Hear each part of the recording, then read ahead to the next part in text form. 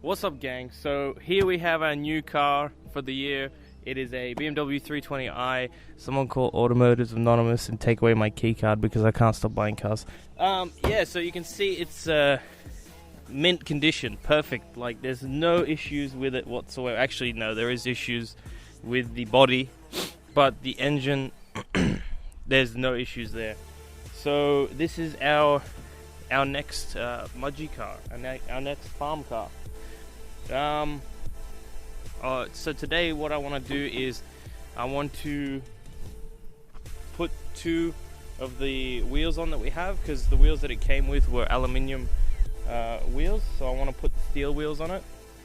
I want to take the muffler off, and what was the last thing I wanted to do? Oh yeah, and I wanted to see if I could cut a hole where the spare tire is, and so that I could get access to the diff, so I could weld it without actually having to take the diff out. So yeah, hopefully that is a thing, because I mean, I don't mind taking the diff out, but if I can do it without taking the diff out, why not? Alright, so these are the wheels that came with the BMW when I bought them. They're surprisingly not scratched up. I'm going to be selling them, so if you're in the Sydney area and you need BMW wheels like these, let me know. So these steel wheels are actually, I got them from Pick and Payless, and they're from a Holden Commodore.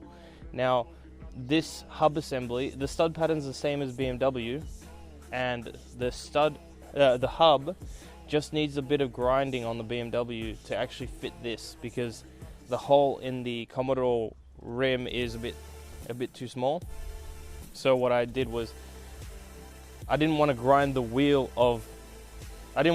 whole of the Commodore rim to be bigger, because then only these rims are going to fit on it, and we are going to destroy the rims. Maybe. We don't know. Probably. So I ground down the hub, and then they fit over the top. But yeah, they're the same stud pattern. From memory, I think they're 5x120. I think. I'm just like guessing. But yeah. So this car's pristine. You can come around and take a look. There's no damage whatsoever at all. Like, none. No. See, it's perfect. It's roadworthy, 100% roadworthy. No damage. Just, yeah, that's right. Yeah, we're taking a perfectly clean car to Mudgee. We're crazy, actually, yeah. Sorry, I can't lie. So, it's been rear-ended. It's not as bad as it looks. We're going to try and pull that out, even though we don't have to. But I just want to see if we can pop this out and make it look somewhat not fucked. Maybe third time's a charm.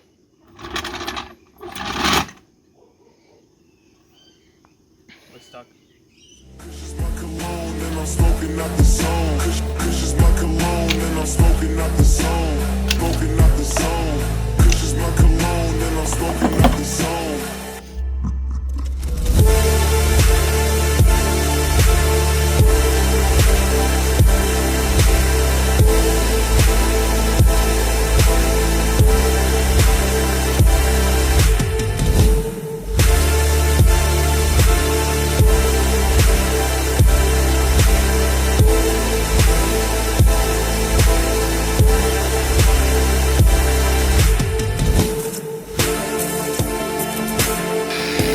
Test 4. Huh? Test 4. Yeah.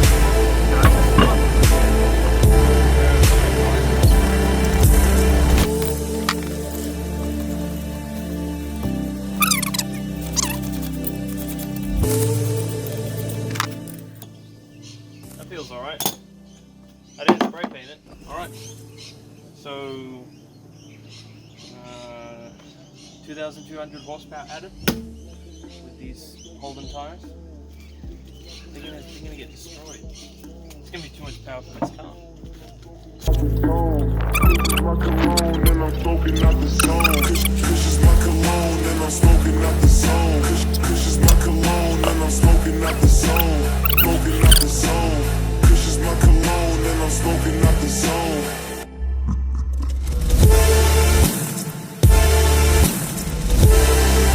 Can you remember the spray paint?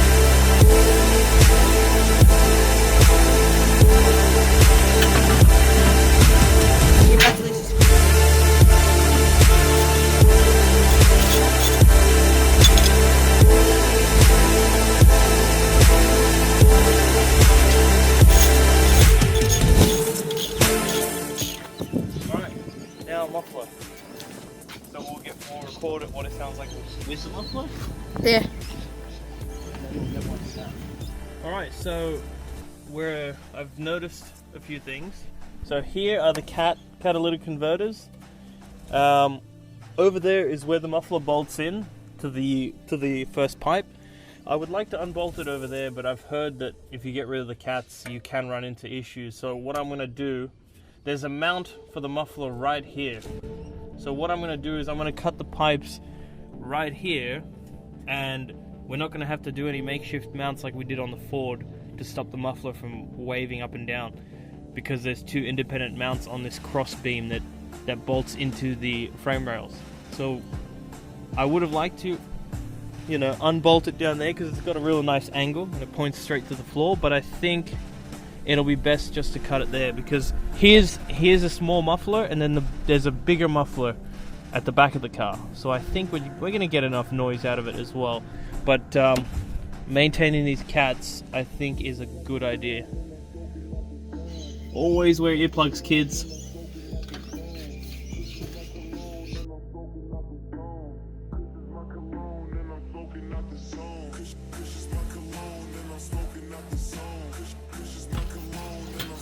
Next, this one.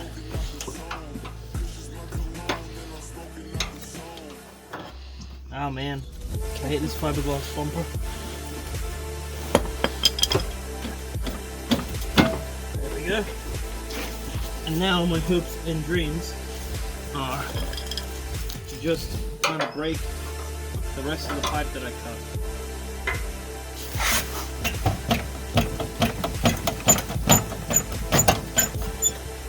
Let go.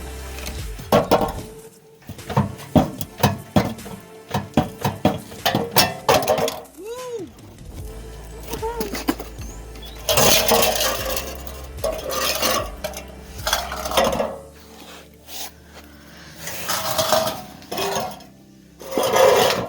Nice.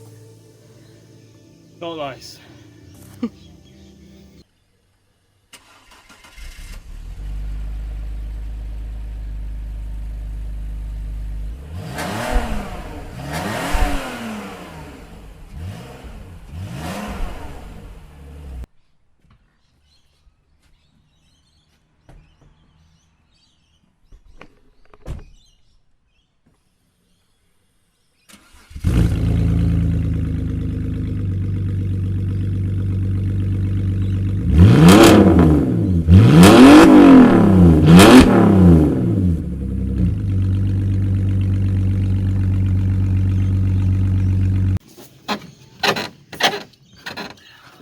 Holy fucking balls.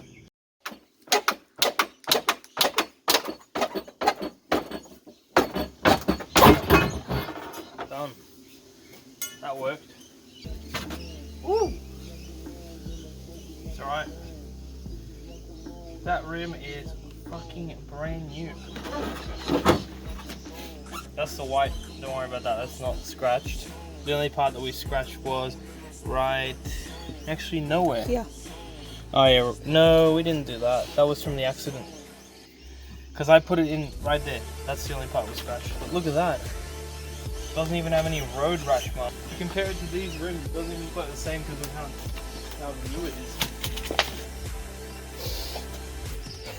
is. Shiny. Shit.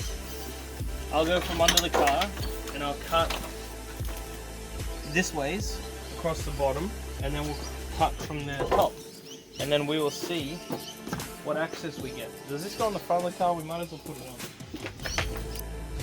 Now, you gotta be real gentle taking these out. Just like that. Tips and tricks, guys.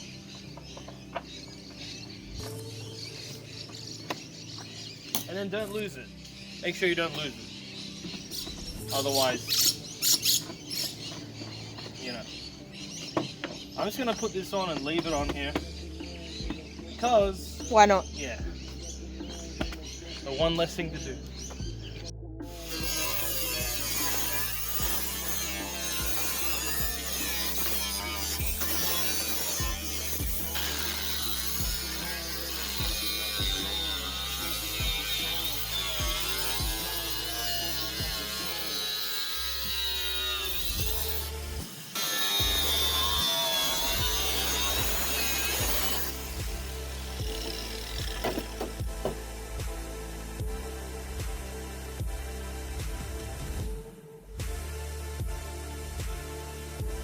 Okay, so as you can see, I have full access to the diff here. I can put my welding torch in, I'll get good access. The only thing I might need to do is I might need to remove this, but maybe not. And I will definitely need to remove this.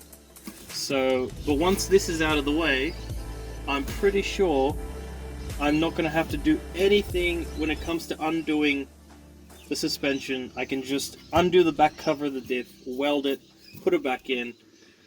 That makes my life 10 times easier,